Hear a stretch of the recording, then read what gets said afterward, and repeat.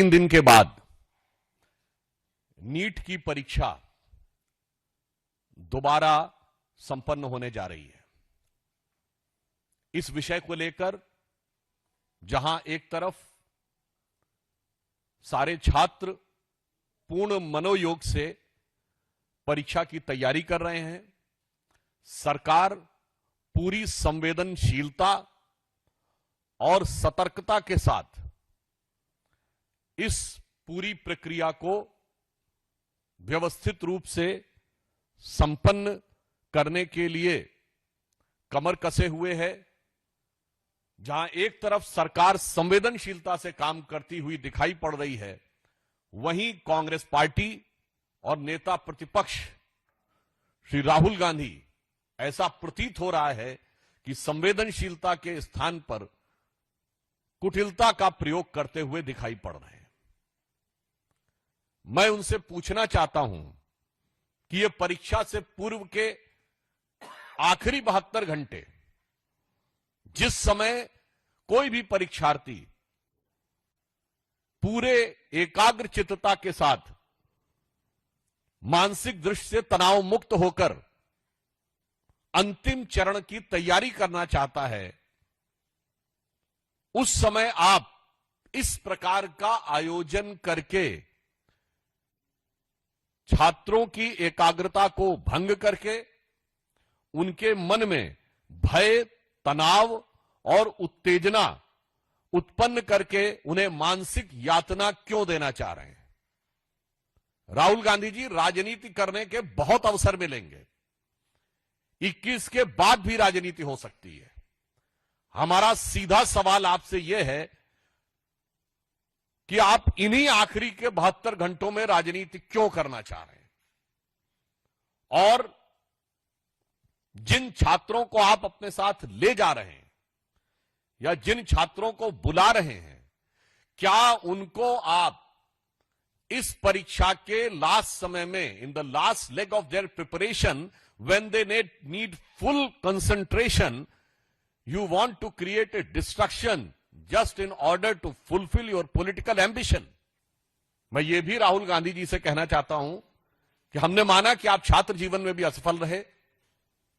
आपने जहां नौकरी की वो कंपनी, वहां भी आप असफल रहे। मॉनिटर नाम की ब्रिटिश कंपनी में नौकरी की, फिर आपने बैकऑप्स नाम की कंपनी में कुछ शेयरवेयर लिए, कंपनी चलाई, उसमें भी आप असफल रहे। नेता के रूप में भी असफल रहे। तो मुझे लगता है कि अपने कैरियर के शुरू से लेकर अभी तक असफलता के साक्षात स्वरूप होने के कारण जो आपके मन में एक खीज है, जो आपके मन में एक प्रकार का ईर्ष्या का भाव है, आज अपनी सफलता के लिए पूर्ण मनोयोग से तैयारी कर रहे छात्रों के ऊपर उसे उतारने का प्रयास न करें। कांग्रेस से हमारे 4 सीधे सवाल हैं। नंबर 1, जब दोबारा परीक्षा का फैसला हो चुका है और न्यायालय भी इसका संज्ञान ले चुका है, तो आप किस बात की डिमांड कर रहे हैं? नंबर 2, आपने राजस्थान को ही क्यों चुना है? राजस्थान वो राज्य है जहां कांग्रेस के शासनकाल में 19 पेपर लीक हुए। आपकी सरकार ने एक पर भी कार्रवाई नहीं की। हमारी सरकार आने के बाद 400 लोगों पे कार्रवाई हुई है उन पेपर लीक्स में। 2.5 वर्षों में राजस्थान में हमारी सरकार के दौरान एक भी पेपर लीक नहीं हुआ है। आपने राजस्थान को क्यों चुना है? कोटा को क्यों चुना है, जहां भारी संख्या में बच्चे तैयारी कर रहे होते हैं? और यहां मैं यह भी याद दिलाना चाहता हूं कि जब राजस्थान में इनकी सरकार थी और पेपर लीक होते थे, तो इनकी पार्टी की राजनीति उसमें एक दूसरे से होती थी।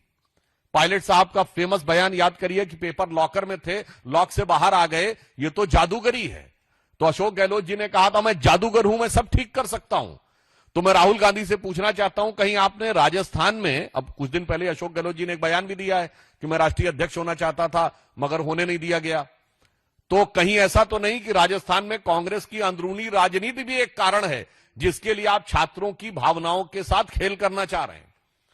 पॉइंट नंबर 3, इस प्रकार के समाचार आए हैं कि कोटा में कोचिंग संचालकों से, जो पीजी के मालिक हैं, पेइंग गेस्ट एकोमोडेशन में जो रहते हैं, गेस्ट हाउस के मालिकों को डराया धमकाया जा रहा है ताकि राहुल गांधी के कार्यक्रम में अधिकाधिक छात्रों को लाया जा सके।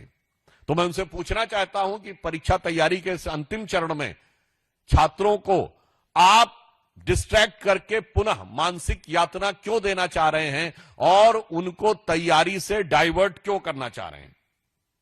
और चौथा प्रश्न हमारा यह है कि ये कांग्रेस की एक स्थापित सुविचारित फितरत और मैं कहूंगा हरकत और देश के लिए बहुत ही खतरनाक सोची समझी सोच का प्रमाण है, जो इसे सामान्य भाषा में टूल किट माइंडसेट कहते हैं। इससे पूर्व देश की हर व्यवस्था को लेकर इन्होंने भ्रम और अराजकता फैलाने का प्रयास किया, जिसके लिए माननीय प्रधानमंत्री जी ने भी यह बात कही थी कि अराजकता में यह अवसर ढूंढने का प्रयास करते हैं। Whatever Mr. Rahul Gandhi has tweeted, I think his nefarious design and very obnoxious mindset has come out in open. He's talking about the future. That's why what we are saying. We can discuss future after these 72 hours. What is the urgency of this 72 hours? Because he's using the word battleground. Battleground of what? A defeated leader, a defeated army general, who has got his political party defeated by his series of misjudgments, incapability. Now he wants to use this sensitive occasion and he wants to exploit the feelings of students who need total stress-free atmosphere in the last 72 hours. So my question to Rahul Gandhi is, what is the meaning of battlefield? And why this battlefield word in the last 72 hours of preparation? We want a categorical answer rather than you have exposed yourself by your own words.